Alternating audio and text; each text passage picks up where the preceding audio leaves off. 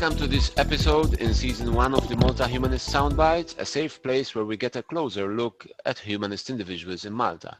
In the next 7 minutes, together with Aleks Dimitrijevic, we shall be getting to know his humanistic views, especially on the topic of ethics in everyday life. Welcome, Aleks. How are you? Welcome. Thank you for your welcome. I'm fine. Thank you. That's great. Aleks, I will get directly to the point. What is the simplest way you could describe humanism? I think that the best word to describe humanism is a worldview. It's an outlook on life, where we put human endeavors at the center of our inquiry, of our understanding, of the way we acquire knowledge, um, through science and critical thinking, and we establish or acquire our ethical and moral beliefs through empathy and understanding of other, without any supernatural code or any reward of afterlife. So humanism in a nutshell is basically realization that we are alone on this planet, that our life as individuals is finite, and it's a belief that we need to leave this place a little bit better than the way we found it. So I guess in all this there would be also humanistic values. In that case, which one you would hold most dearly? Most important to me is the respect for human and civil rights of others, regardless of gender, race, creeds. I believe, as a humanist, that all those things that we usually use to separate people in different groups, categories, and so on and so forth, that there is at the background of it, at the very base, there are things that makes us human. All of us. We might have different culture, language, religion, and so on and so forth, but we all have these things. We all experience the same feelings.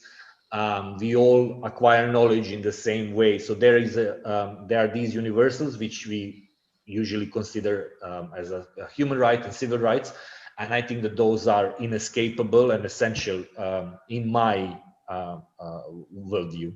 Ah, good. So what would be the relation then between humanism and ethics in this case?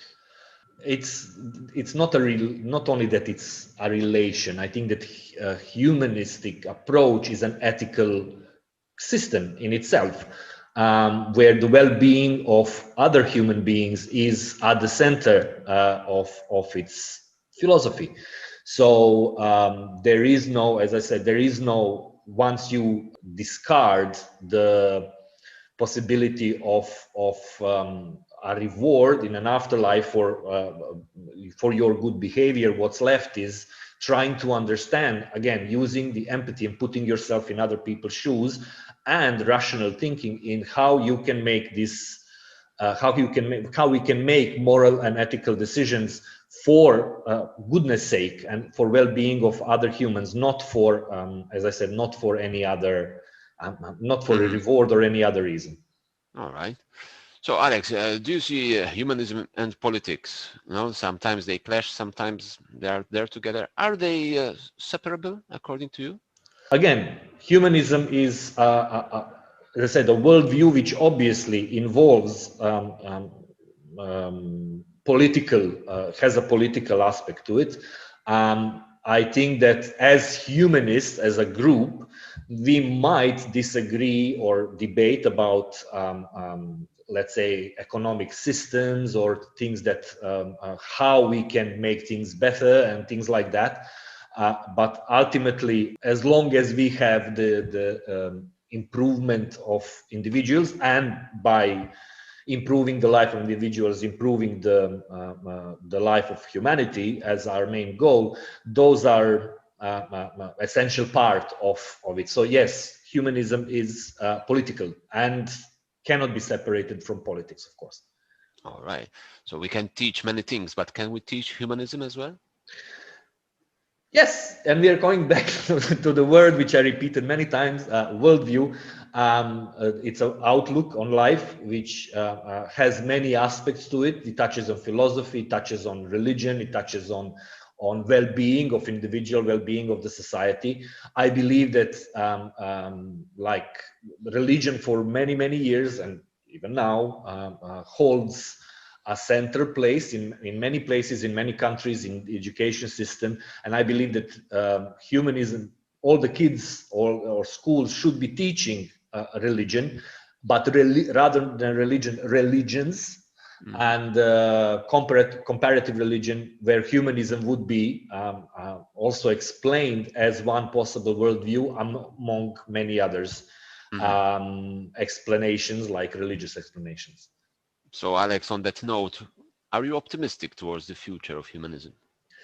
Yes, I mean, if you take a look at what's happening in the world, if in year after year there are more and more people that are discarding the shackles of their religious beliefs and approaching and seeing more